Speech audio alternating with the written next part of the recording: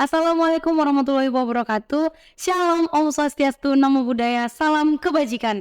Kembali lagi bersama kami di Pangeran Antasari, Suara Kreatif. Si paling kreatif ya pasti di Pangeran Antasari. Oke, kali ini kita hadir kembali ya dengan tema calon desainer top atau calon top desainer ya. Dengan kita nampak nih di belakang aku, kok di belakang, di samping ya. Iya, di samping aku ada dress merah merona yang sangat indah untuk dilihat dan apalagi digunakan. Iya, untuk kali ini kita akan membahas seputar dunia fashion yang akan ditemani oleh langsung sumbernya ya, yang top untuk di lingkungan Pangeran Antasari. Ya, kita langsung hadirkan ada Ibu Zamia SPD sebagai salah satu guru bidang fashion yang ada di SMK Pangeran Antasari. Gimana kabarnya Ibu? Gimana nih? Sehat? Lancar? Aman? Sehat semuanya Ibu? Alhamdulillah Beciki, untuk hari ini semuanya lancar dan kebetulan sehat-sehat juga, alhamdulillah. Syukur sekali. Terima kasih kami ucapkan ya. Ibu ini memanggil ibu atau kakak nih asiknya nih? Ibu atau kakak? Sebenarnya sih kalau masalah panggilan itu ya, Iya. bisa dilihat satu dari sisi wajah, ketuaan. Kayaknya lebih asik manggil kakak nih ya. Anak aja ya. Lebih contoh ya, Ciki dipanggil adik dan kakak dipanggil adik gitu ya. Oke Kak Zamia ya, terima kasih ya Ciki ucapkan sudah meringankan langkah untuk datang ke tempat kita untuk membicarakan calon top desain nih. Asik kali nih Kak, hari ini pokoknya podcastnya nih viewersnya harus naik nih Kak. Kali ini harus naik nih viewersnya karena kita membahas tentang yang memang ada melekat di kita dan kita gunakan setiap harinya. Itu dia. Oke, buat kakaknya mungkin Ciki mau nanya-nanya nih untuk beberapa hal yang di bagian fashion ini tadi. Oke, langsung boleh kakak? Oke, kita mulai dari yang pertama. Ciki penasaran nih kak, kenapa sih nyaman di dunia desain dan memilih menjadi pendidik di bidang fashion? Kenapa tuh kak? Sebenarnya kenyamanan itu dari dalam diri sih. Ketika kita nyaman, itu berarti kita mencintai apa yang kita jalani, kan seperti itu.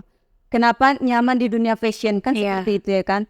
Sebenarnya dunia fashion itu sama juga dengan hobi. Jadi ketika kita menyalurkan hobi kita, kemudian kita bekerja lagi bidang yang sama kan seperti itu kan. Jadi ketika kita mengajar atau di lingkungan pendidikan, kita kan mengajarkan hal yang sama ini, yang berhubungan dengan fashion ya kan. Jadi ketika kita mencintai atau hobi kita itu kita salurkan, kemudian dibayar pulang seperti itu. Iya ya, berarti istilahnya hobi yang menghasilkan, hobi yang dibayar. Iya benar. Jadi benar nih. Apapun yang kita lakukan itu merasa kita itu tidak ada beban. Iya. Itu berjalan ya seperti yang kita inginkan seperti itu. Jadi ketika kita berada di lingkungan fashion itu secara tidak langsung kita mengembangkan diri, mengembangkan bakat, mengasah skill itu. Wih, seru nih. Berarti kakak udah dari sananya ya pengen ke dunia fashion nih ya asik dengan fashion ini tadi ya. Wah, luar biasa nih. Ciki lihat nih desain-desain ada 2 nih jadi contoh desain kita ya kak ya. Kalau boleh tahu ini karya siswa nggak sih kak? Iya, sebenarnya ini karya siswa ketika mereka PKL ya. Jadi ketika mereka PKL itu, kami guru bagian di sana menuntut siswa kita itu supaya bisa menghasilkan produk. Jadi ketika mereka PKL itu bukan hanya pergi sekedar PKL saja kan seperti itu. Jadi kami berharap ketika siswa kita itu PKL, dia kembali ke sekolah itu, dia membawa loh hasil karya dan tempat dia PKL kan seperti itu kan. Jadi di sini kita nampak, berarti anak-anak ini di tempat PKL itu memang dia benar bekerja serta di tempat yang mereka mencari ilmu kan seperti itu. Karena kenapa? Kalau di sekolah itu mungkin ilmunya kita bilang di situ-situ saja kan seperti itu kan. Karena lagian di sekolah ini kan dia itu pendidikan itu kan kita formal kan seperti itu. Kesudah di sekolah ya kayak kita alur kan seperti itu. Ada kurikulumnya, pembelajarannya seperti apa kan seperti itu. Jadi ketika mereka di dunia PKL, mereka itu bertemu dengan orang banyak kan seperti itu. Jadi mereka di situ mulailah terbuka pola pikirannya seperti itu. Wah, cantik ya kak ya. Ini kalau boleh tahu kak, ada pamerannya atau ajangnya gitu ada nggak sih kak? Kalau nggak salah saya kan, ketika mereka ini PKL, kemudian tempat yang punya PKL itu tadi ikut di lomba seperti itu. Jadi anak-anak kita yang memang di sekolah tadi mungkin Ya, program fashion itu hanya di situ saja kan seperti itu. Jadi ketika mereka di tempat PKL, ternyata fashion itu luar seperti itu. Jadi ibu yang punya tempat ini tadi berinisiatif untuk mengikutkan anak-anak kita tadi. Jadi di satu sisi sih memiliki kebanggaan yang tersendiri untuk menyatakan itu. Ya, Memang menerima dengan baik ya. betul. Yang ikut sertakan kan, jadi kita memiliki terkagum gitu dengan anak kita. Benar. Jadi ini Kak, mereka gunain atau mereka bikin untuk model Kak atau apa Kak? Ini mereka hanya merancangnya saja, kemudian mereka melakukan prosesnya dan dipakai oleh model Bu Ciki. Wow, model ya. Ini model Kota Medan kah? Atau sudah di mana nih? Ini modelnya masih model Kota Medan. Tapi kan Jangan masih lah Kak, itu besar tuh anak dan seperti ini ya, karena sudah besar nih. Iya. Biasa ya. Berarti skill anak-anak kita itu memang sudah terlatih dari sekolah. terlihat kemudian matangnya jadi sempurna Sempurna dia, asik sekali. Aduh, ini berbicara tentang seperti ini berarti anak-anak kita ada nih prestasinya. Iki mau tahu nih Kak, kira-kira prestasi yang didapat di bidang fashion ini tadi apa aja sih Kak? Kalau masalah bahas prestasi jelas Bu Ciki. Weh, jelas apanya nih? Jelas apanya? Jelas banyak sekali prestasi yang mereka miliki kan seperti itu ya. Pertama prestasi itu bisa kita lihat itu dari hasil karya yang mereka tampilkan. Apa aja tuh? Contohnya seperti ini Bu Ciki. Ya, ini sama dari contohnya saya yang ada di depan kita kan seperti itu. Kemudian di tahun 2019, 2019. iya, siswa kita itu pernah menjadi perwakilan di tingkat kabupaten. Tingkat kabupaten Lomba LKS. bidang fashion, Bidang busana. fashion, iya. Di mana di situ dia yang menjahit, kemudian dipakaikan oleh model. Wah, Ketika itu baru pertama sih untuk mengikuti kegiatan tersebut. Karena selama ini kan belum pernah dapat informasi yang seperti itu. Jadi ketika kami mengikuti, kami merasa shock kan seperti itu ya kan. Bisa nggak ya kira-kira kami dengan sekolah yang lain untuk bersaing kan seperti itu. Karena kan sekolah-sekolah ini itu memang mereka itu sudah sering melakukan kegiatan seperti itu. lomba keluar ya. Lomba keluar. Jadi dengan dukungan dari pihak sekolah, dari ibu kepala sekolah, kemudian guru-guru produktifnya. Jadi anak ini tadi kami latih secara bersama-sama. Itu pun waktunya kesan dapat dicukupi ya, karena itu diadakan di hari Senin kegiatannya. Kami di hari Sabtu itu baru Mendaftar. Uji coba mendaftar nih. Pendaftarannya itu kalau tidak salah di hari Jumatnya seperti itu.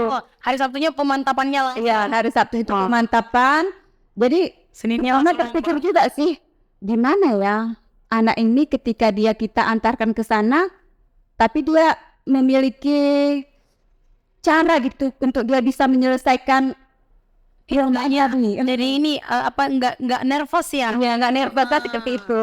Jadi dengan usaha guru-guru tadi di hari Minggunya kami meluangkan waktu.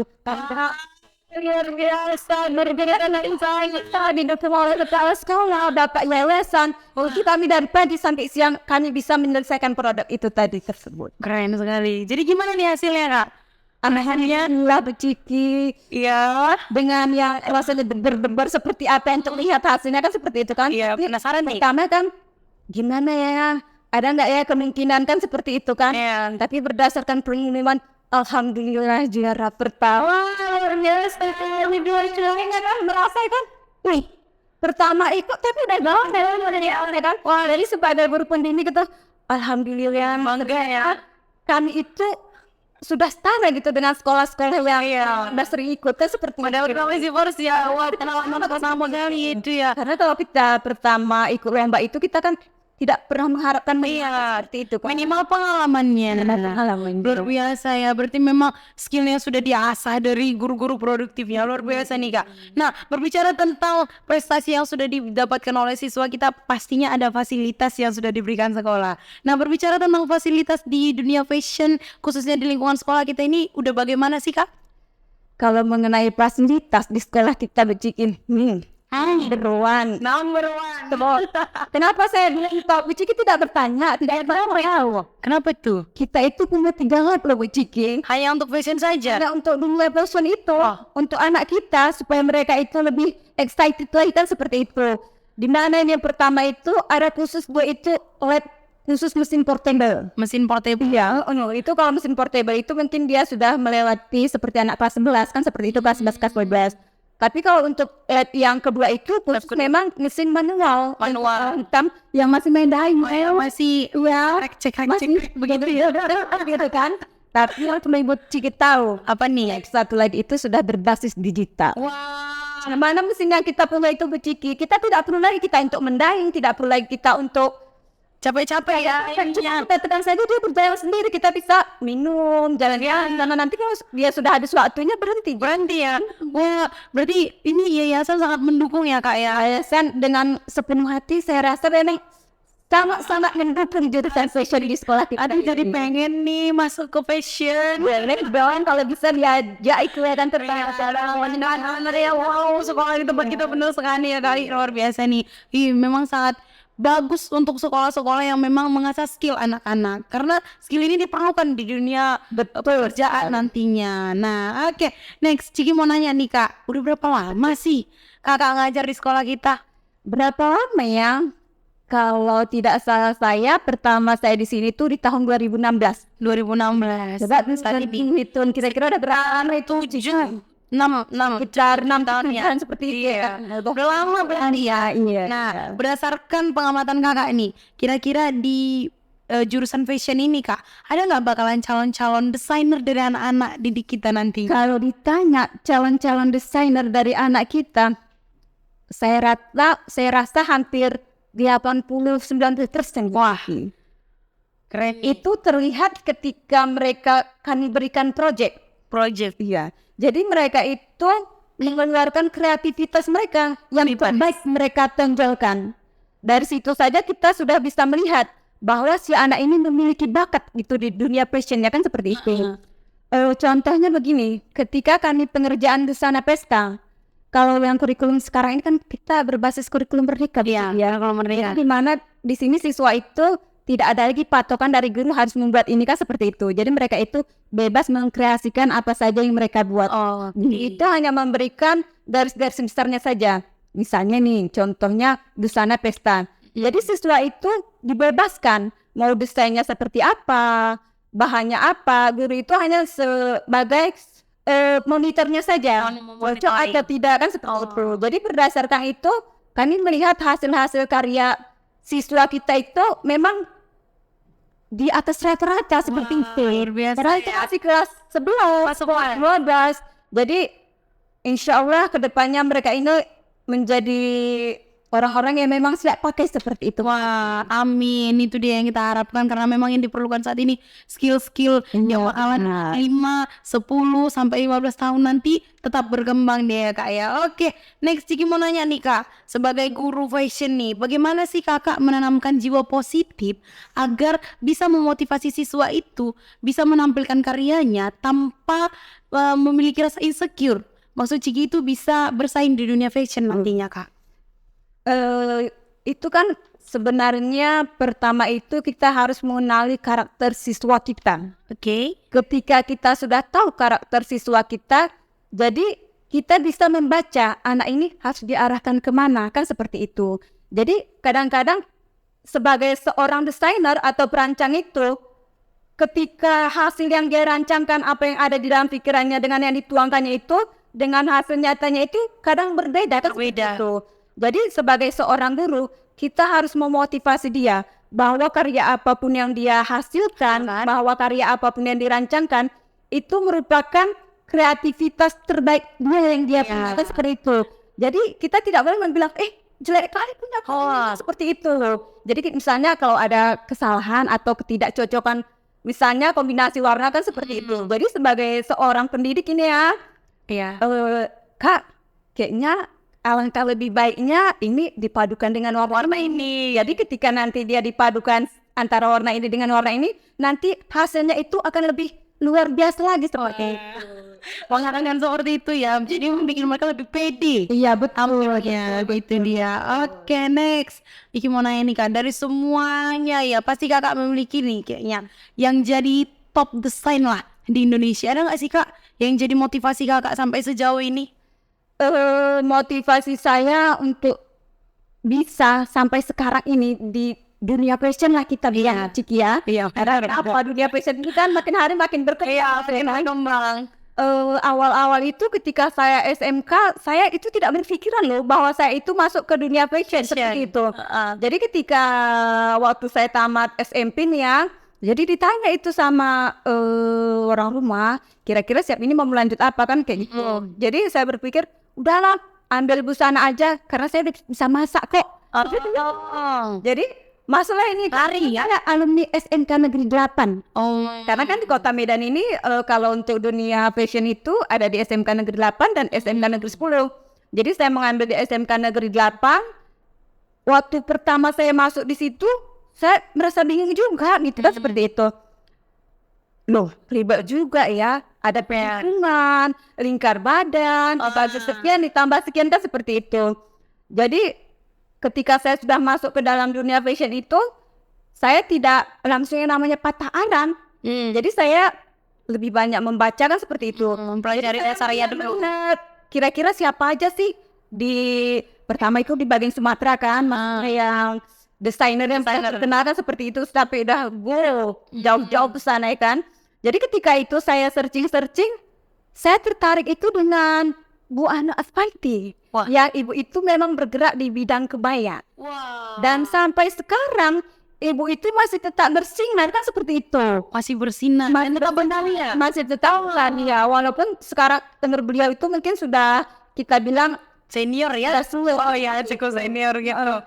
Jadi dari situ saya mulai termotivasi, kemudian saya baca-baca latar belakang beliau juga, ya kan. Rupanya dia pun didukung oleh keluarga kan seperti itu. Pertama dia pun tidak mencintai fashion itu kan seperti itu. Ya, sampai akhirnya mencintai.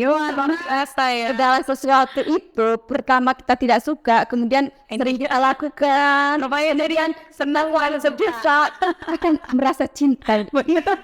Sama seperti aku dan si dia aja. Oke, luar biasa Kak perbincangan kita pada hari ini ya. Mungkin Ciki mau nih Kakak sampaikan pesan-pesan dulu kepada anak didik kita, mungkin bisa lihat ke kamera Kak di sebelah sana sekaligus memberitahukan SMK Tata Busana itu seperti apa. Silakan Kakak ya. Hai anak didikku yang tersayang, Asik. baik itu alumni dan masih yang ada di sini. Ini pesan dari saya dan lubuk hati yang terdalam. Asik ya tuh. Perlu kalian ketahui anak-anak kami, segala sesuatu itu memang harus ada prosesnya. Tidak ada yang instan. Baik itu di dunia fashion dan dunia yang lainnya yang memang kedepannya akan menjadi tumpuan hidup kalian. Jadi saya harapkan kepada kalian, jangan pernah puas dengan apa yang kalian dapatkan sekarang. Kalau bisa, kalian harus terus belajar dan terus belajar. Apalagi sekarang itu belajar itu tidak sulit bagi saya. Karena kenapa? Kita sudah ada yang namanya handphone, ada YouTube. Jadi tanpa ada guru atau tanpa ada pembimbingan dari yang lain, kita bisa belajar secara otodidak. Jadi untuk kalian anak-anak didikku yang tersayang, semuanya harus semangat.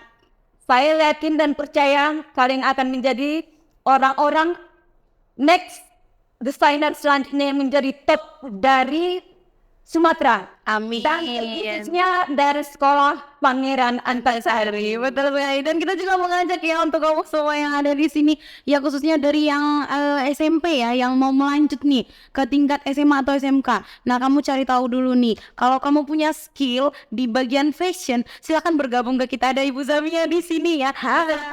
Produktif lainnya di bidang tata busana, karena tata busana yang ada di SMK Pangeran Antasari ini Kak masih sangat memegang teguh yang namanya top number 1 gitu deh.